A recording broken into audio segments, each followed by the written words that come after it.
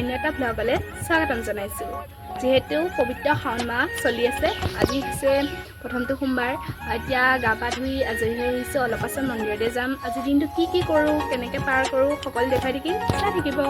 ওচৰৰে মন্দিৰ ভাগলৈ আহিলোঁ, লিংগত গাখীৰ অলপ ঢালি ল'লোঁ।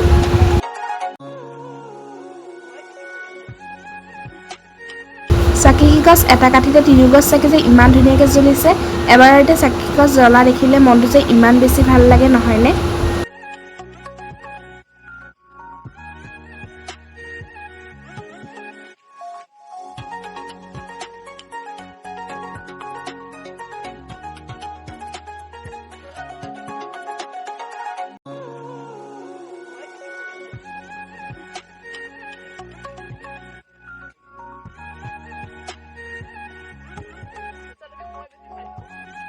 এনেকৈ চাকি ধূপ বন্তি জ্বলাই মহাদেৱৰ ওচৰত সেৱা ল'লোঁ।